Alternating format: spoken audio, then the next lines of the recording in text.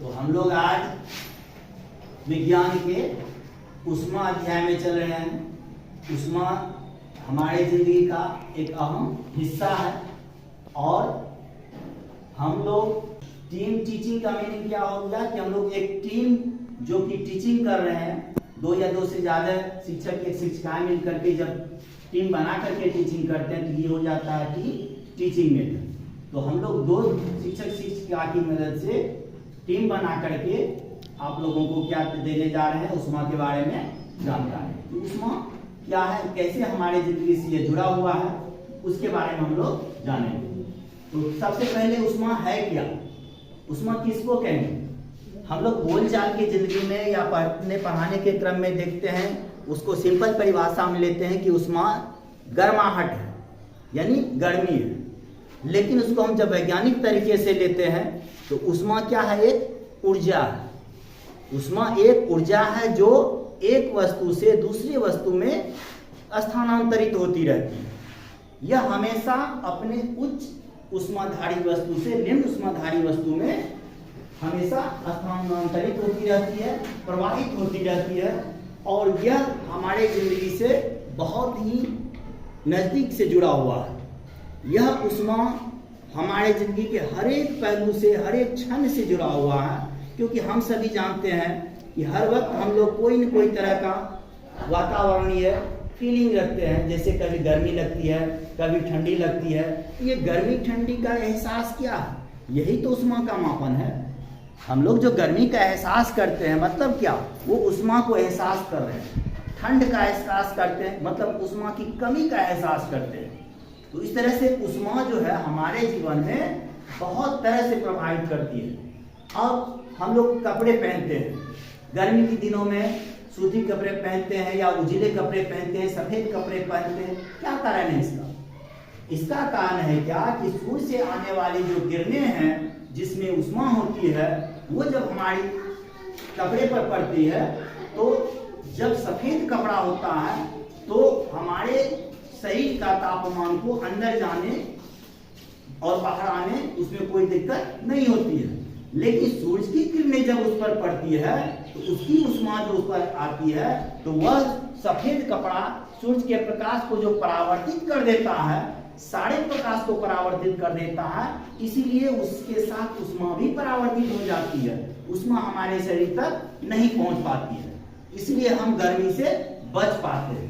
वहीं अगर रंगीन कपड़े या काले कपड़े पहनेंगे तो वो कपड़े ऊष्मा को अवशोषित करते हैं, सूरज की किरणों को अवशोषित करते हैं। उसके साथ साथ ऊष्मा भी अवशोषित हो जाती है।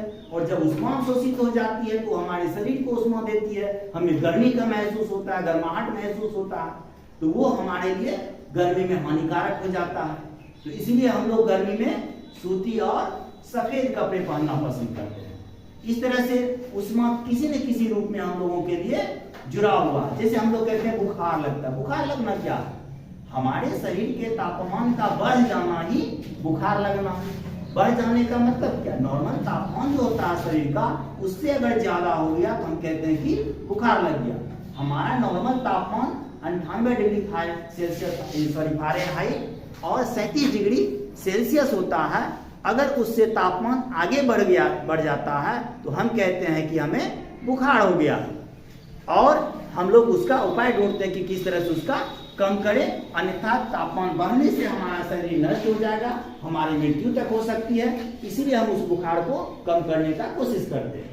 तो ये एक मापन है 98 डिग्री फ़ारेनहाइट या 37 डिग्री सेल्सियस। हमारे शरीर का क्या है, एक मापन है। किस चीज का मापन है? ऊष्मा का। तो ऊष्मा के माप को तापक्रम कहते हैं। ऊष्मा के माप को तापक्रम कहते हैं। हम लोग जो ये सेल्सियस या डिग्री फ़ारेनहाइट में लेते हैं वो क्या है? तापक्रम का मापन है। और उस मापन को तापमान कहते हैं। हम लोग समाचार पत्रों में देखते हैं कि आज का तापमान इतना है, आज का तापमान इतना है। मतलब क्या? उसी ऊष्मा का मापन है वो। और कैसे अलग अलग वस्तुएं, अलग अलग चीजें अलग अलग ऊष्मा धारण करती है। हम लोग का शरीर है लगभग में औसत तो हम लोग देख लेते हैं कि 98 डिग्री फ़ारेनहाइट या फिर 37 डिग्री सेल्सियस है। लेकिन थोड़ा बहुत का अंतर होता है हम सब में, अपने क्रिया के अनुसार, अपने क्रियाकलाप के अनुसार। तो वो कैसे कम और ज्यादा होता है अभी हम लोग प्रैक्टिकल करके देखेंगे। हमारी शिक्षिका रूपम में दिखाएगी कि कैसे हम लोग का शरीर का तापमान अलग अलग है, थर्मामीटर की सहायता से माप करके बताएगी कि कैसे ये तापमान अलग अलग होता है। अच्छा, एक बात बताओ बच्चों कि हम लोगों को जो बुखार होता है उसको किस चीज से मापते हैं? थर्मामीटर में। तो थर्मामीटर में जो ये है, इसमें क्या पाया जाता है थर्मामीटर के अंदर, जिससे हमको पता चलता है कि मेरा बुखार अब हुआ? क्या किस कारण से ऊपर जाता है और किस कारण से नीचे आता है? थर्मामीटर में ऐसा कौन सा ये है, ये तत्व है? इसके अंदर पारा भरा रहता है। ये पारा, क्योंकि पारा ही ऐसा है जो 100 डिग्री सेल्सियस पे उबलता नहीं है। अगर हम पारा की जगह इस थर्मामीटर में पानी भर देते तो हम जानते हैं कि पानी हमारा 100 डिग्री सेल्सियस पे उबलता है, और उबलता और ये शीशे की कांच हमारा फट सकता था। तो इसलिए इसमें पारा भरते हैं। ये अगर मेरा बुखार जब भी होगा 98 से ऊपर ही होगा, तभी पता चलता है कि बुखार हुआ है। तो ये 100, 102, 103, 104 होता है। तो पारा भरने से ये 100 डिग्री से ऊपर है इसका उबलने का तापमान, इसीलिए हम पानी के जगह इसमें क्या भरते हैं? पारा। तो अब हम आप लोगों को शरीर से का तापमान मापेंगे। सब बच्चों का अलग अलग तापमान दिखेगा। ऐसा एक भी बच्चे नहीं होगा कि करीब करीब सेम होगा, कुछ ना कुछ डिफरेंस होगा। क्यों? क्योंकि उसकी बॉडी की गर्माहट क्या है वो हम थर्मामीटर से मापते हैं, जिसको अगर 98 डिग्री से ऊपर चला गया तो हम बुखार का नाम दे देते हैं। चलो देखो, अब सबसे पहले तुम करो आदर्श। ये तुम्हारा जो ये चमकीला है, ये चमकीला पार्ट तुम्हारे बॉडी के अंदर, मतलब चाहे जीभ के नीचे या कांख के पास लगा के उससे हम लोग मापते हैं। लोग लगा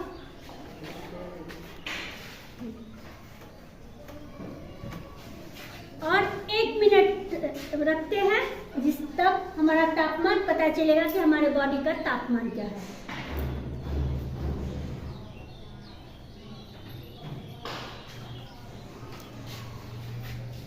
अभी आदर्श के बॉडी का टेम्परेचर थर्मामीटर से मापे और इसको देखकर बता सकते हैं कि कितना डिग्री इसका बॉडी टेम्परेचर है। अब ये तुम भी जानो आदर्श कि कैसे हम पहचान सकते हैं इसको। ये चमकीला लकीर है, ये चमकीला लकीर जितने डिग्री तक पहुंचा है वो तुम्हारा बॉडी टेम्परेचर है। तो हम देखते हैं कि आदर्श का बॉडी टेम्परेचर नॉर्मल है, वो 98 के आसपास है। तो 98 के आसपास या उससे थोड़ा नीचे भी हो तो बॉडी टेम्परेचर हमारा क्या हो जाएगा? नॉर्मल होगा। और 98 से ऊपर जैसे 99, 100 को तब हम समझेंगे कि बच्चे को बुखार हो गया है और तत्काल उपचार करेंगे। चलो अब चांदनी के बॉडी का टेम्परेचर हम देखते हैं कि चांदनी का बॉडी टेम्परेचर कितना है। हाँ, चांदनी के बॉडी का टेम्परेचर देखते हैं। चांदनी तुम भी देखो, ये चमकीला है, ये ध्यान से देखना। जब थर्मामीटर नहीं दिखेगा तो थोड़ा ऐसे हिलाना डुलाना, वो चमकीला चीज तुमको दिखेगा। तो इसका बॉडी टेम्परेचर 35 डिग्री सेल्सियस है, मतलब 98 से नीचे है। तो इससे पता क्या चलता है कि चांदनी को भी फीवर नहीं है, बुखार नहीं है। इस प्रकार हम लोग जानते हैं हीट यानी उष्मा सिर्फ विज्ञान की बातें नहीं है, ये हमारे दैनिक जीवन का भी है। अगर हमारे घर में हमें या हमारे छोटे भाई बहनों या मम्मी पापा किसी को बुखार हो जाए तो हम थर्मामीटर के माध्यम से नाप के उनका उपचार कर सकते हैं।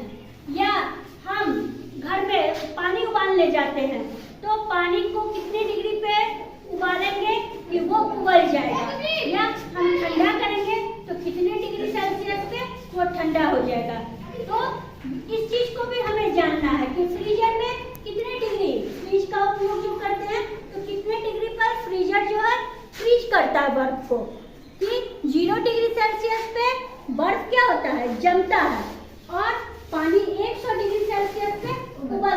इस तरह ये हमारे दैनिक जीवन में भी उपयोगी है। सर अब जैसा कि मैम अभी बता रही थी कि एक खास तापमान होता है जिस पर कोई भी पदार्थ उबलता है या जमता है या फिर वाष्पित होता है। तो पानी की चर्चा कर रही थी मैम कि पानी जो है 100 डिग्री सेल्सियस पर उबलता है, उसके बाद वह भाप में परिणत होना शुरू हो जाता है और वही पानी फिर 0 डिग्री सेल्सियस तापमान पर आने के बाद क्या हो जाता है, जमने लगता है।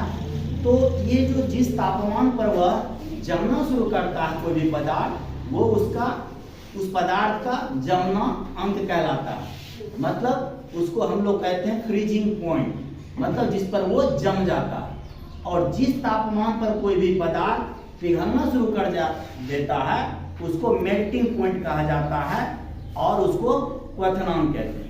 तो इस तरह से हर वस्तु का, हर पदार्थ का अपना अपना फ्रीजिंग पॉइंट और बॉइलिंग पॉइंट ये अलग अलग होता है।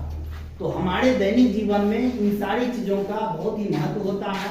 उससे हम लोग जैसे कि एक दूध का उदाहरण लेते हैं कि दूध को जो हम लोग सुरक्षित रखते हैं तो कैसे रखते हैं, 70 डिग्री सेल्सियस पर उसको गर्म करके फिर उसको ठंडा करके रखते हैं, तब दूध सुरक्षित रहता है। इस तरह से तापमान का यहाँ भी एक रिलेशन है। तो हमारे दैनिक जीवन में अलग अलग जगह अलग अलग तापमान का इस तरह से बहुत सारे उपयोग है जो हम अपने दैनिक जीवन में उपयोग करते हैं।